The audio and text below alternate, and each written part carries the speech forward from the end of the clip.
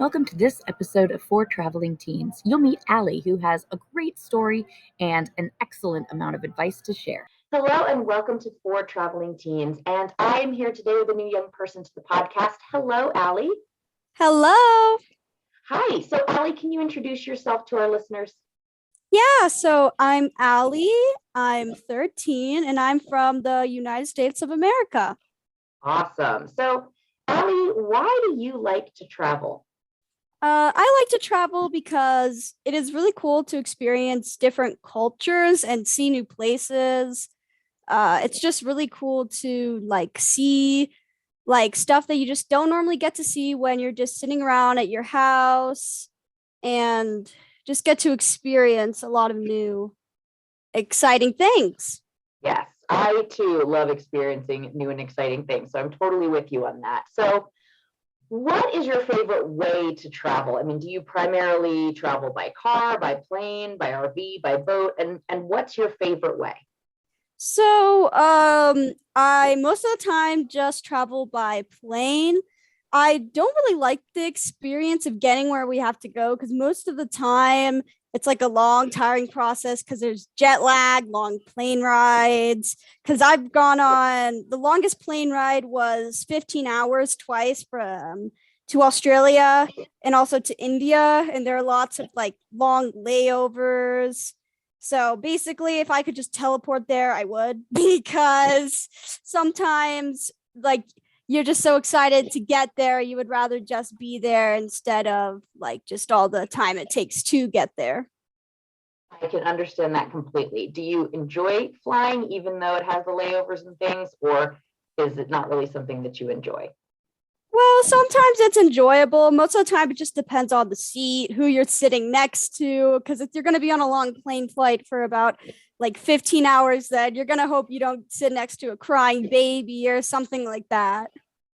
Very, very true. Yes, definitely for sure. Those are some great things to think about when you have long flights. I too have been to Australia, but I have not been to India. So I can't wait to hear more about your adventures as we go through today's talk. So, how many states, countries, or places have you been to?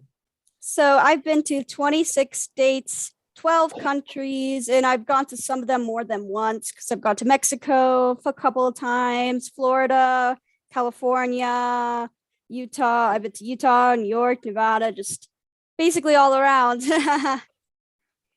And how many countries? 12. Wow.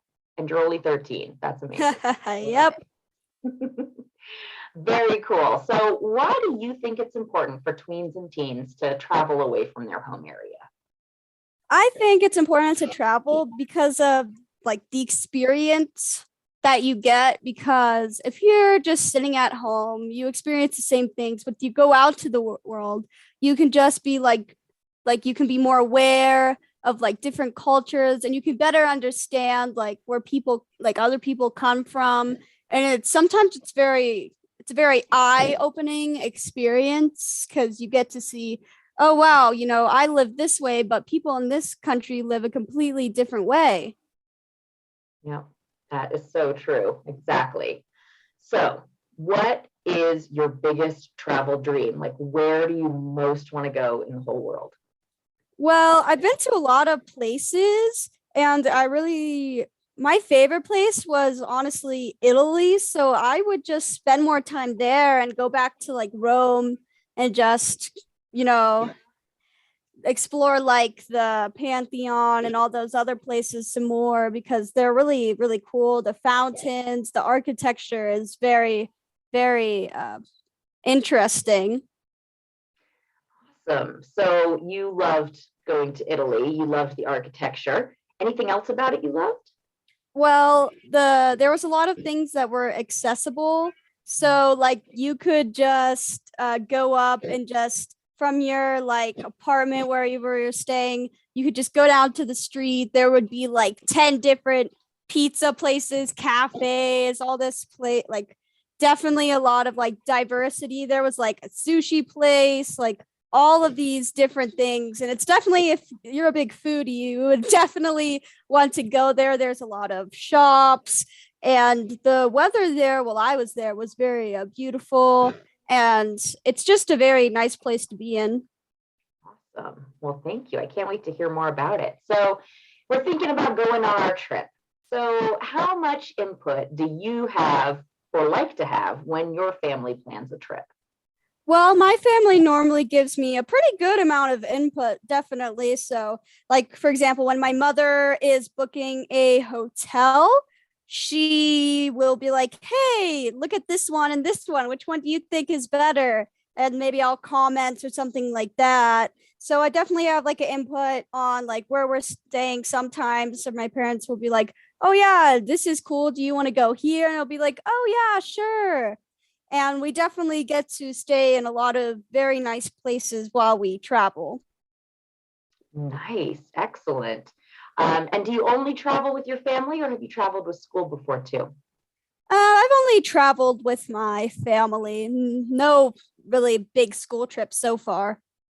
Do you have any siblings you have to share input with? I just have one little brother, but most of the time we can get along, so it's pretty good. Excellent. All right. So, time to pack. I mean, obviously, we know your regular stuff, your clothes, your shoes, whatever, but what are your must haves when you pack for a trip? What can you not live without on that trip?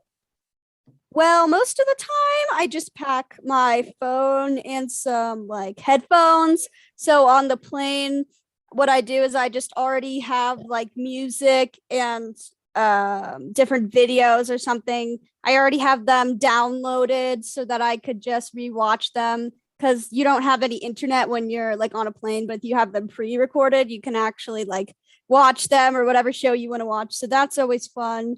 And I also like to bring a blanket, of course, because sometimes planes can get cold. And I always like to bring, like a hairbrush, curling iron, just basic stuff like that, where it can like with the phone, you can just use it to like just pass the time by. Because sometimes you're just sitting for like 15 hours and you're like, oh, well, what am I going to do? That is very true. So, what sort of videos, what sort of shows or videos do you like to download? Oh, so I like lots of TV shows. I like to watch Friends. That's definitely a great series. And just shows like that. Just basically, I like to watch shows, movies like Harry Potter. That's always pretty good because those ones are pretty long. They can get you through a long flight, definitely. Well, I'm a huge Harry Potter fan, so I completely agree on that. And I'm actually a huge Friends fan, so I'm with you on what you like to download. Do you enjoy reading at all? Do you download any books? I don't really download any books. Most of the time I just bring like the hard copy with me. Like speaking of Harry Potter, like I'll bring like a book like The Goblet of Fire. That one's my favorite. Well, see, I knew I liked you because that's my favorite book too. Third one's my favorite movie, Prisoner of Azkaban, but Goblet of Fire is my favorite of the books. So very cool. And you keep mentioning your 15-hour flight. Do you sleep at all on that flight, or are you just awake? Um well, sometimes you can get to sleep, but sometimes like for me it's very difficult to fall asleep. I'll just end up watching movies the whole time. And then when we get to the place we're like so tired even though we've just been sitting around just cuz we haven't gotten any sleep. So, especially stuff like that with jet lag cuz if you're like in the USA and India, that's like completely flipped times. So like if it's 1 in the afternoon and you're like sitting down to eat lunch, it's like 1 in the morning in other places. So it's very hard to adjust. I agree completely, definitely. All right. So when you're giving your input into the trip or when you're there, what are you looking for in a location? You mentioned some architecture earlier and some food. Do you love going hiking? Do you love cultural sites? What is it that you love when you go to a place? What I really like is good weather. So there's no snow. I like tend to like just like tropical, lush climates. And I also want to make sure like where we're going, especially when you're on vacation, you're in a place that's very foreign to you. You probably want to go into a place that feels safe too, so that you feel like protected if you're like uncertain of where you are or your surroundings. Excellent. I love it. Very good. Those are really good tips for sure. Yeah, knowing where you are, knowing where you're located, that's always really, really important for sure. So let's talk about some trip stories here. What is your favorite memory from one of your adventures? Well, I have a lot of favorite memories, a lot of great ones. So I'll just start off with one here. So once when I was in India, we decided we were gonna go on a safari because they have some good places there. We got pretty lucky. We had seen some tigers, so we were pretty lucky. So we were driving along, and my mother had previously told me in the day if I saw any type of bear or any other animal like similar, like that's more rare to find, then I would get $10. And this was a while ago. So as like a 10-year-old, as you can imagine, $10 was a lot of money. So you definitely wanted to find and be the first to see the animal. So as we were going along, I jokingly said, I see a bear. And I said it, I did not see one. I said it completely as a joke, like out because I was just pointing and it was just like this random like forest terrain. There was no way I could have even made out one. But then right after that, like not even like 30 seconds after, we stopped and there was a bear. And my mom's like, congratulations, you found the bear. And ever since they're like, wow, you were so smart for seeing that bear.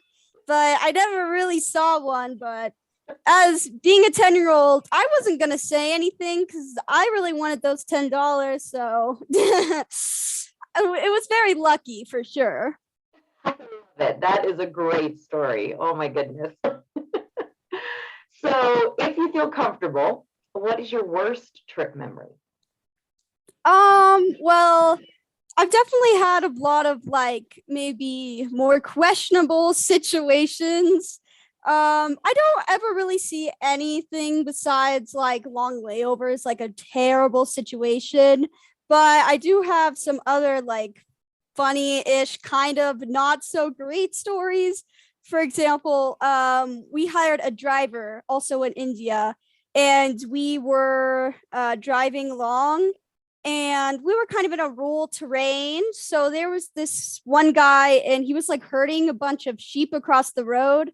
I was sleeping, but I awoke to a thump in the car, and the driver looked kind of, all of my family looked really alarmed. So there was a sheep that we had hit, but I think it was okay. I don't necessarily know what happened after the fact.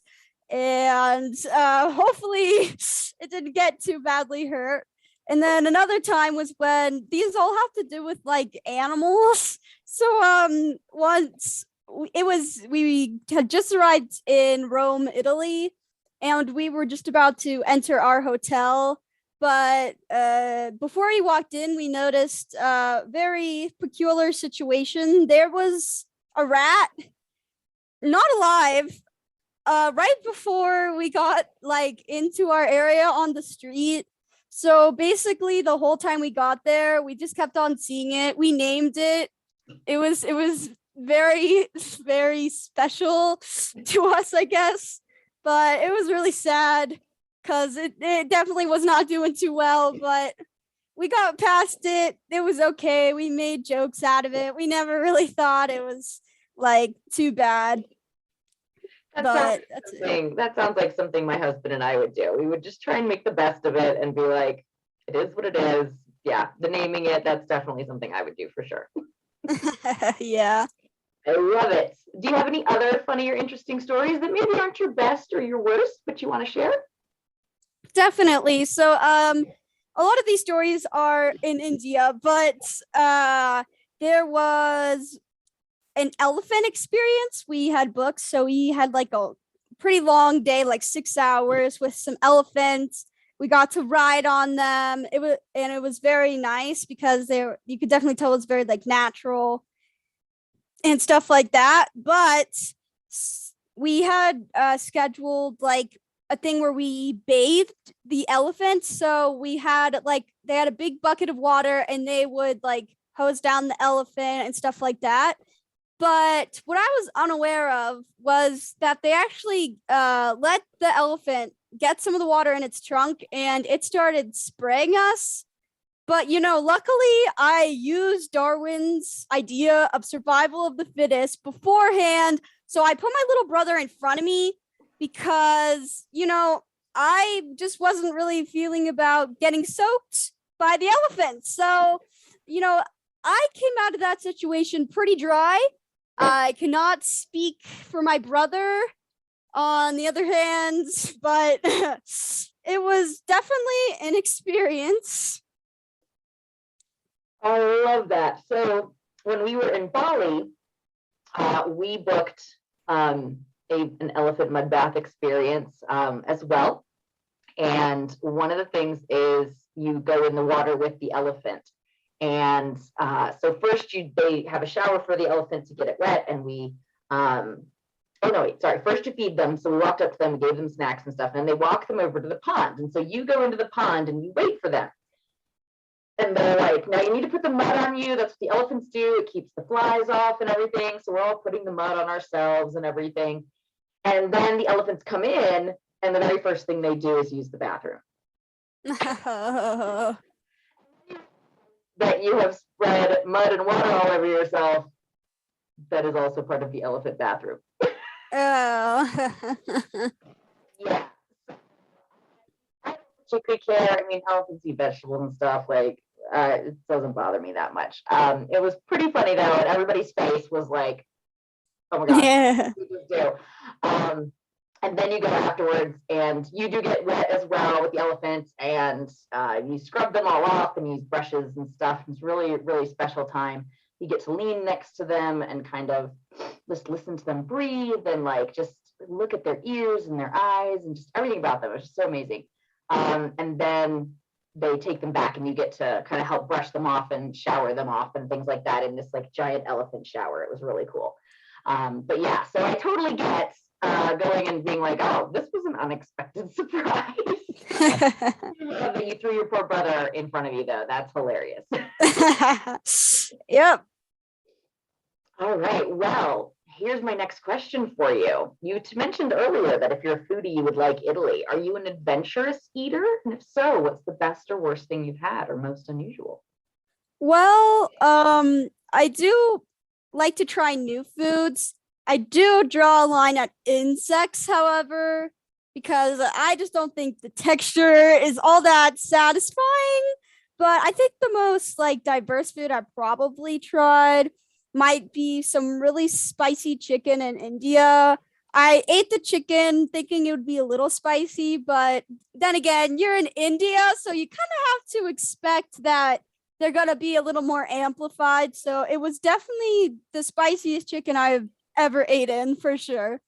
Wow. Oh my gosh. I totally get it. We lived in Thailand, and my husband Stephen would order things Thai spicy when we came back here, and the Thai people were like, "No, sir, you don't want Thai spicy." And he'd have to explain that we lived in Thailand, and he built up his tolerance to Thai spicy. And even then, it still wasn't nearly as spicy as I'm sure other Thai people eat it. But he would eat it very spicy compared to, kind of other European and American people. So the most adventurous thing I've eaten recently is Rocky Mountain oysters. So it's not adventurous to some people who live in Texas or in Colorado, but it was adventurous to us because we had never had it before. Are you familiar with Rocky Mountain oysters? Oh, no, I've never heard of them. Oh, so they are full testicles. Oh. We had them in Denver, Colorado. And but people from Texas call them calf fries, and they eat them regularly. So they're like, that's not very adventurous. But for most people, they're like, yeah, that's pretty adventurous. Yeah, it's okay. It's a Texas thing. Yeah, I think so.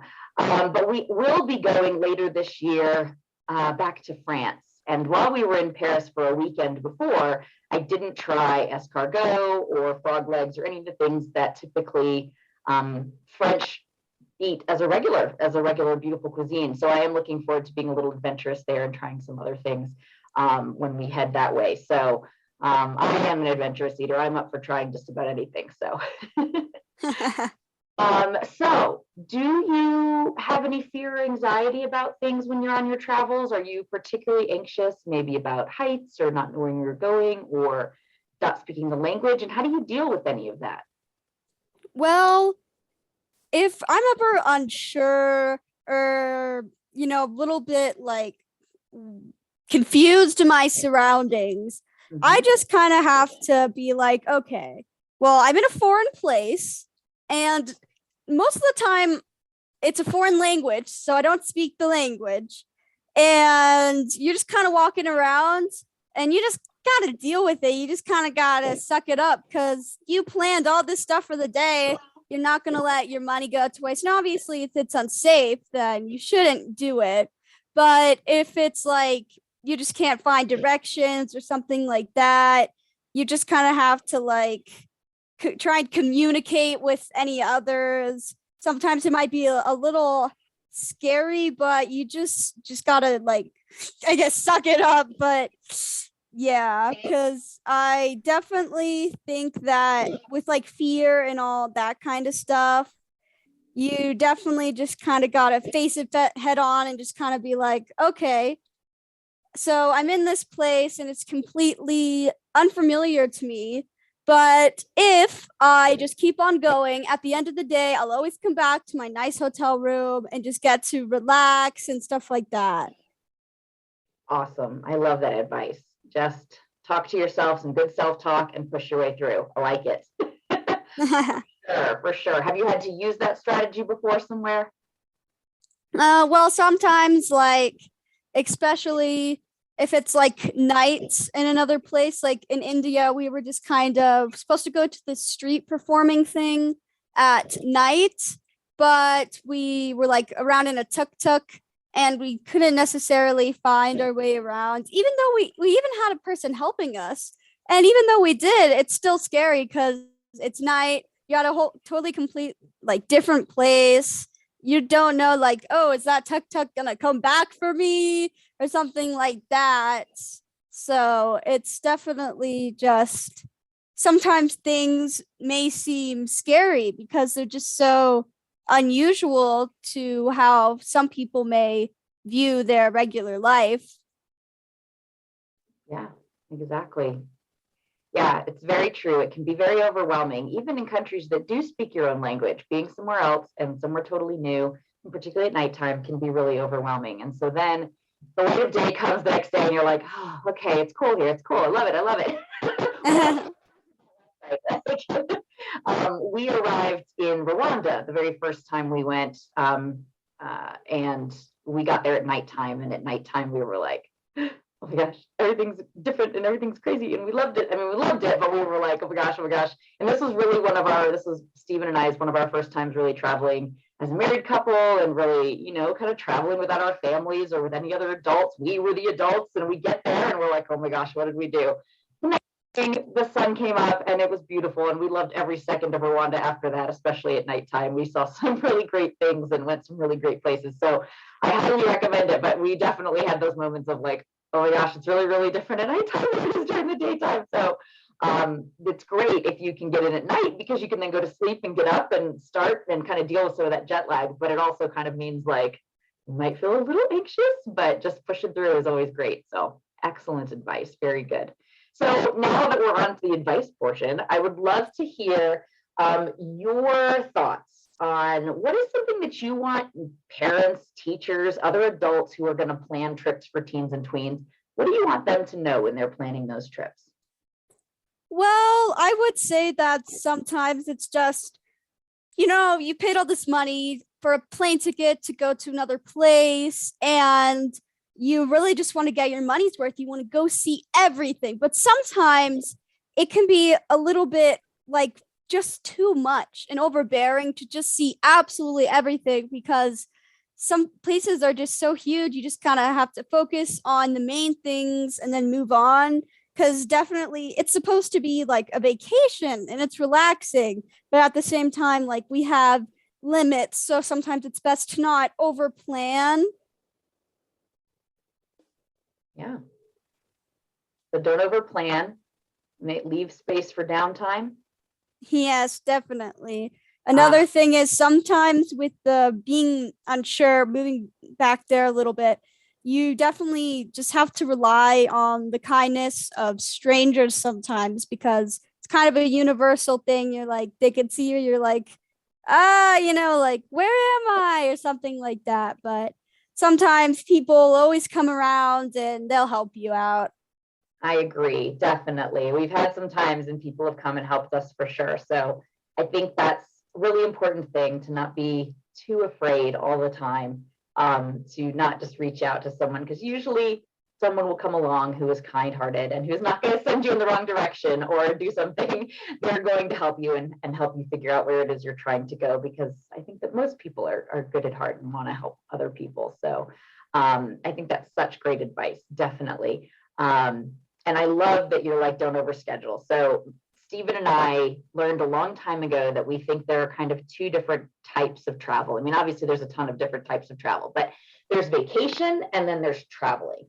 And so traveling tends to be really busy and really full of lots of, things to see and things to do and go, go, go, go, go. And then there's vacation where we just want to rest and we want to have it not be too overscheduled. And I think that if this is going to be both a time for travel and vacation in one, then you do have to try and find that downtime, even though you want to see and do all of the things. Finding some time to just relax a little bit too can be really, really important. So, what would you say to other teens or tweens who have come across this podcast and are like, I don't know if travel's for me? What would you say to them? Well, I'd say don't knock it till you give it a try, I guess. I mean, obviously, sometimes traveling isn't for everyone. Maybe they just rather, stay home, glued to their screens. But basically, just sometimes it can be unpredictable, but that's kind of just how life is. So you just kind of have to go with the flow, I guess.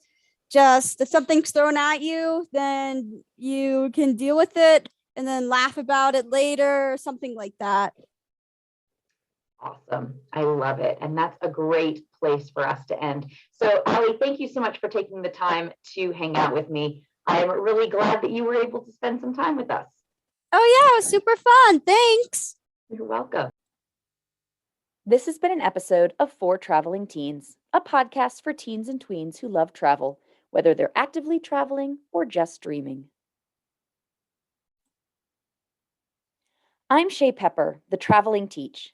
At the time of this recording, I am on a 5-year, 50-state road trip around the US, although with COVID, it's going to end up being 6 or 7 years. Darn you, COVID. But I travel full time with my husband, Steven, and our dog, Truffles. I'm a professional youth worker and online educator. I'm passionate about learning on location and want to bring that experience to as many young people as possible through my virtual field trips. To learn more about my travels and online classes, go to thetravelingteach.com. To follow Truffles' travels, our trip from her perspective, which I am sure is infinitely more interesting to most of you than I am, go to @TrufflesTravelsUS on Instagram. To be a guest, tween, or teen on the podcast, just reach out at thetravelingteach.com/contact.